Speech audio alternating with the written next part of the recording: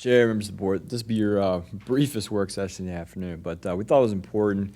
There's a good number of set public hearing items on your consent agenda tonight for June. I just wanted to walk you through those a little bit and give you a little roadmap for the next 45 days relative to some important financial topics. And there's some big numbers here. So we put this little chart together, just sort of break that down. It's an aggregate, you're talking about $200 million plus of appropriation that's being requested in June. But I think when you look at it in smaller bite-sized pieces, it makes a lot more sense. I'm just going to walk you through this piece and then talk a little bit about some other opportunities that are coming up in June, really as part of our normal year-end process. So starting left from right, the Dominion MOU, again, these 5 columns that you see here are all requested to be separate set public hearing items. So there's no action for you tonight other than to approve the consent agenda, and there'll be more information, obviously, on a number of these when we get to June, but just walk you through this very quickly. The Dominion MOU piece, that MOU has been approved by this body, and this is just following up with the appropriation associated with that. We wouldn't normally put something like that through a budget process. It's kind of a standalone, a very unique deal. So it's coming back, and we held it for June, which is kind of our year-end, traditional year-end conversation where we go in and we wrap up, clean up a lot of appropriation things that might have amassed over the course of the year. No different here with the Dominion piece. There's no change to the MOU. It's just the mechanical step to appropriate those dollars. Very similar, the second column there, the CVTA piece, there's no change to any of the CVTA plans. There's no additional CVTA money being put into play here. But because of our role, and actually it's stipulated in the state legislation, the actual law that was passed, that you have to account for this differently. So we have in our fund structure, not to get too nerdy, but we have a CVTA fund. We receive the funds into it. It's actually transferred from there out to our capital projects fund. So you have already appropriated for the current year and for fiscal 22 those actual project dollars. This is that custodial account on the back end, again, just cleaning up those appropriations. So we have a nice, when we get to midnight on June 30, everything is in place, and we'll go ahead and put that custodial piece in place for fiscal 22. This one, when we go to 23 and forward, we will just do all of that as part of your appropriations resolution and clean that up on the front side. This is our first run through CVTA, so this is a mechanical step as well. Again, no change to any of those projects. There's not an additional $40 million of road work being accomplished here. We get into the last 3, it starts to get a little bit more interesting. We'll play fun with acronyms. First up, we got ESSER. This is the schools piece.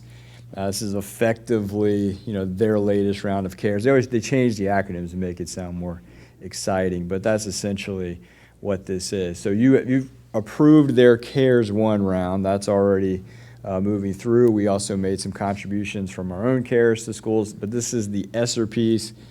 They had ESSER 1, just to take a small step back. That was those, and that's relevant when we get to the next item. You had ESL, you had some counselor positions, you had some school nurses and other things that they put into play with ESSER 1 originally. So this is ESSER 2. It's primarily focused. You see a nice breakdown there of what is being focused here, but it's really geared around sort of the remediation and the summer school activities. It's pretty tightly prescribed. There's not a lot of recurring cost here. This is a pretty clean program. They've got a couple years to spend it if it all doesn't happen in this upcoming summer and into the next school year. They've got some more time, but it really is geared to just kind of getting everybody back up to speed. So pretty clean there. There is, we'll note on the next slide, there is a next round. There's an ESSER 3 that is in excess of $50 million. That rule book is murky. I don't have a path for that for you right now. Don't feel comfortable bringing that, but that will come back at some point once we get a better handle on what we're going to do or recommend doing with those funds. The $16.7 million, the fourth column, these are those additional monies that the state came through very late, really when the governor came back, said he wanted to do some things on teacher compensation effectively. We had already taken our steps. The budget was largely in place. So the timing is why this one is here. Sometimes you get those final amendments from the state early enough where we can fold them into what we're doing. This year, we were not able to do that. So the $16.7 million, again, set for a public hearing in June. Schools has really broken that out into three pieces. The first of which is bringing those ESSER 1 positions that I just referenced back into the school operating fund. That's a good thing. That fixes it structurally. That had been something we've talked about in this room before. So that's a very good thing.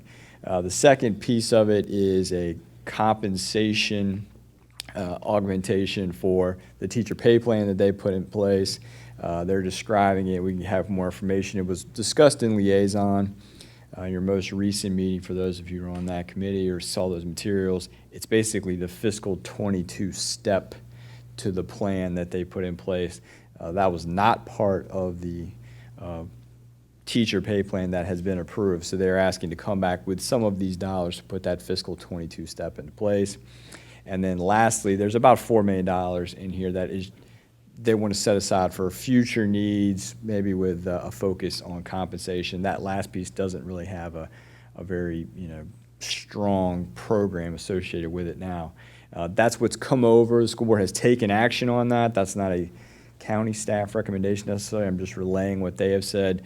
But we will continue to refine that, bring it back to you in June. And I think the other nice thing about this is that gives us a chance to look at their year-end results of operation from the school division. We'll maybe know a little bit more about ESSER 3, and you can start to take a number of these things and stitch them together as opposed to doing them in one-offs. But I'm just recommending, or excuse me, just relaying to you what they have recommended. And the public hearing is actually up to, so you don't have to appropriate all of that. It just gives you the authority to go up to the full $16.7 million. And lastly, and my favorite one on here, ARPA, which is our new CARES, CARES 2, or ARPA as it's more commonly known nowadays. We have a $68 million allocation that's been made to us by the feds. We've been given the preliminary guidance from them. We're spending a lot of time trying to go through that and find something we can hang our hat on. They will put out final guidance, we believe, in mid-July. They're in a comment period now, so we are, issuing questions back to them through NACO and other groups, and we are, like everybody in the country, scrambling to figure out how to, navigate that maze that they have put down there. Again, this is just a set of public hearing. I don't have a plan for you standing here today. We do have an audit finance committee, as we'll touch on, coming up. We may have a little bit more guidance, but we can always, come back with additional information. We did want to go ahead and set the public hearing, believing that we'll have a pretty good handle by the time we get to June 23rd on what that program might look like. That being said, so just a little roadmap for the rest of June. You have the audit finance on June 8th. That's when we will not only start some of the audit work, internal and external, any updates on any of these items that you have here, as well as to get into our traditional year-end actions. What does that surplus look like? What might we want to do with it? Start to set that up. But again, having all these things bundled together makes for a big number if you add them all up. But it does allow you to be more strategic in what you want to do. There's a liaison committee tentatively held for June 24th. ESSER 3, some of these other things that have been mentioned could fall to that. And you see that, the last bullet there. That's a big one, the ESSER 3 over $50 million with possibility for more recurring and programmatic things. So that's one to pay attention to. With that, I'm happy to take any questions that you might have. Any questions, comments? Only one question. When we start receiving funds from the CVTA mechanisms and we're putting it into our account, I assume those monies will be invested as we would any other account while they're pending use that the county's approved. Is that correct? Yeah, absolutely. Rebecca, the treasurer, has done a great job. She's not only doing that for us and that's separate accounting, but she's also doing it for the authority itself. Thank you. Yes, sir.